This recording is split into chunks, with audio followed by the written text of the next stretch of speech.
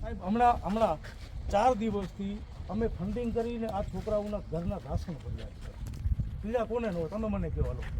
એટલે કહેવાનો મતલબ શું છે, મારા સંગઠન વતી 10,000 રૂપિયા આપ્યા, બીજા બિચારા માણસો હોય જે બરોબર છે એમણે આજે રાશન 15 દિવસના રાશન પૂરા 4 મહિનાના પગાર નથી આપ્યા છે. અને હવે ધમકી એક મિનિટ સાહેબ, રોડ રસ્તા બીજું કે અહીંયાથી એક માણસને પકડીને ડાયરેક્ટ કોન્ટ્રાક્ટ આપી શકે 10-20 જણાનો. વાત સાંભળજો સર. તો અહીંયા કરીને આ છોકરાઓ જે બેઠા છે 15-17 જણા 20 જણા જે પણ છે એમને એકવાર બોલાવીને ધલાસો આપી શકે, લિખિતમાં કાંઈક તો આપે કે ભાઈ 2 મહિના 3 મહિના 6 મહિનામાં કરી આપશું. 3 વર્ષથી લડે ગયા લોકો. કાલે હું લેબર ઓફિસર લેબર કમિશનરને મળી આવ્યો. નવા કાયદા આવ્યા છે કે જ્યારે અમલવારી થશે કે ત્યારે લગ્નભાઈ કોર્ટમાં ચાલશે, ત્યાં સુધી નહીં ચાલે. અમારા પ્રયત્નો સાહેબ બધી જગ્યાએ કર્યા, કોઈ એવી જગ્યા બાકી નથી રાખી. આયરા બધા ફાઇલો પડી છે. એવું નથી કે રોડ રસ્તા જ ખાલી બંધ કરવાના. હીરો તમે જે સમજી બેઠા હીરો બનવાનું, તો મને અહીંયા કને હીરો બનવાનું શું, મને શું પૈસા મળવાના છે? શું મળવાનું છે મને અહીંયાથી?